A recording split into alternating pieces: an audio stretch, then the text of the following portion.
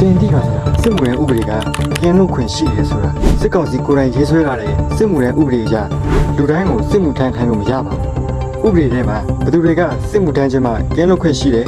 ဘယ်သူတွေကယာယီရွှေ့ဆိုင်းခွင့်ရှိတယ်ဆိုတာသတ်မှတ်ထားပါတယ်ဥပဒေကြကင်းလို့ခွင့်ရှိသူတွေကဘယ်သူတွေလဲပြည်သူ့စစ်မှုထမ်းဥပဒေနဲ့ဤဥပဒေအရသာသနာဝန်ထမ်းများအိမ်တော်တဲ့မျိုးသမီးများနဲ့သားသမီးရှိတဲ့မျိုးသမီးများအများအားကိုလည်းအင်ကမတန်ဆွမ်းသူများစစ်ချက်ရစစ်မှုထမ်းရန်အများအားမတင်လျော်သူများဘဝအဖွဲ့ကကင်းလို့ခွင့်ပြုထားသူများတို့မှာကင်းလို့ခွင့်ရှိပါတယ်ဒါအပြင်ကျောင်းသားများနိုင်ငံဝန်ထမ်းများစစ်ချက်ရယာယီမတင်လျော်သူများမိအိုဖအိုကိုတဦးတည်းပြုစုဆောက်ရှောက်နေရသူများကတော့ကင်းလွတ်ခွင့်မဟုတ်ပဲယာယီရွှေ့ဆိုင်းခွင့်လျှောက်ထားနိုင်သူများဖြစ်ပါတယ်။ဒါပေမဲ့မြေပြင်မှာဘာဖြစ်နေလဲ။ဒါပေမဲ့စစ်တပ်ကတော့စစ်တပ်ပါပဲ။ဥပဒေနဲ့ညီဆိုတဲ့လက်သုံးစကားကိုအမြဲပြောပေမဲ့ကလေးကအစအခွေးဆုံးစစ်မှုထမ်းကနေကင်းလွတ်ခွင့်မရပါဘူး။ပုံမှန်တိုင်းဆိုဥပဒေကသတ်မှတ်ထားတဲ့လုံထုံးလုံနည်းတိုင်းစစ်စစ်ပြီးမှစစ်မှုထမ်းခေါ်ယူရမှာဖြစ်ပေမဲ့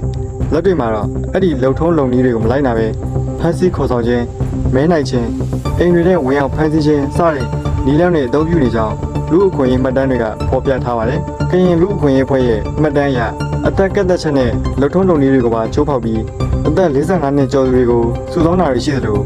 ဥပဒေအရလိုအပ်တဲ့စီစစ်အယူခံလုပ်ငန်းစဉ်တွေကိုမလုပ်ဘဲတန်းခေါ်သွားတာတွေလည်းမှတ်တမ်းတင်ထားပါတယ်။ဒါဟာဥပဒေရှိတယ်နဲ့ဥပဒေတိုင်းလုပ်နေတယ်ဆိုတာမတူဘူးဆိုတာကိုပြနေပါတယ်။စစ်မှုထမ်းခေါ်ယူရတယ်မဟုတ်ဘူး။ပေါ်တာဆွဲတာပါရှိတယ်။ပုံမှန်ဥပဒေအကြောင်းအရစစ်မှုထမ်းရန်စစ်ခေါ်ခံရတယ်ဆိုတာနဲ့မြေပြင်မှာလက်တွေ့ဖြစ်ပျက်နေတဲ့အာမဖန်စီစစ်မှုထမ်းပေါ်တာဆွဲခံရတယ်ဆိုတာနဲ့မတူပါဘူးဥပဒေအကြောင်းအရစစ်မှုထမ်းစစ်ခေါ်ခံရရင်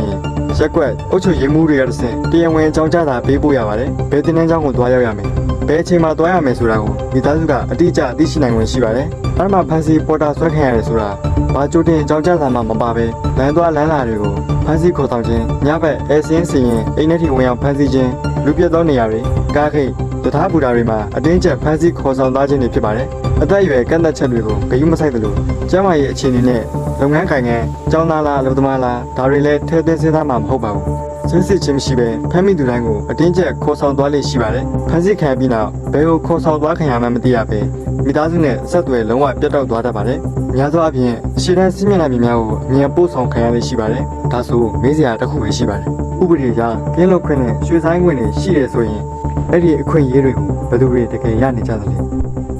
2024ခုနှစ်အတွင်းအတင်းကျပ်စစ်မှုထမ်းခေါ်ယူမှုနဲ့ပတ်သက်တဲ့ဖြစ်စဉ်တွေကိုမှတ်တမ်းတင်ထားတဲ့ Livi Myanmar Foundation ရဲ့ Human Rights Program အစီရင်ခံစာမှာအကြီးအကဲစစ်ဘက်အရာရှိတွေရဲ့သားသမီးတွေနဲ့စစ်တပ်ရဲ့စီးပွားရေးအကျိုးစီးပွားနဲ့ဆက်နွယ်သူတွေရဲ့ဆွေမျိုးတွေဟာအတင်းကျပ်စစ်မှုထမ်းခေါ်ယူမှုကနေအများအပြားကင်းလွတ်နေကြတယ်လို့မှတ်တမ်းတင်ထားပါတယ်ဒီအချက်ကရေးကြည့်ပါဥပဒေစာအုပ်ထဲမှာကင်းလွတ်ခွင့်ရှိသူတွေရှိတယ်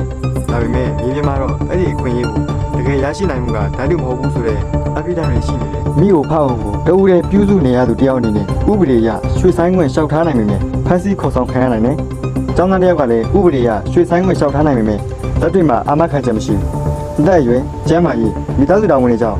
ဥပဒေအရကင်းလွတ်ခွင့်သို့မဟုတ်ရွှေ့ဆိုင်းခွင့်ရှိသူတွေတောင်အခွင့်အရေးကိုလက်တွေ့မှာမရရှိနိုင်တဲ့ပြည်စင်တွေရှိနေပါတယ်။ဒါပေမဲ့အာဏာရှိသူတွေရဲ့သားသမီးတွေကတော့အတင်းကျပ်စုဆောင်းမှုကနေကင်းလွတ်နေကြတယ်လို့မှတ်တမ်းတွေမှာတွေ့ရပါတယ်။ဒါကြောင့်မေကွန်းကစစ်မှုထမ်းဥပဒေကလူတိုင်းအတွက်တူညီတဲ့ဥပဒေလား။ဒါမှမဟုတ်ဥပဒေကပြည်သူတွေအတွက်ပဲတင်းကျပ်ပြီးအာဏာရှိသူတွေအတွက်တော့လွတ်လန်းရှိနေသလားဥပဒေဆိုတာအာဏာရှိသူအတွက်တစ်မျိုးတာမန်ပြည်သူအတွက်တစ်မျိုးမဖြစ်သင့်ပါဘူးဥပဒေရှိတာနဲ့တရားမျှတမှုရှိတာမတူပါဘူးတရားမျှတမှုဆိုတာဥပဒေကိုလူတိုင်းအပေါ်တိုင်းလူကျင့်သုံးတဲ့အခါမှရှိလာတာပါ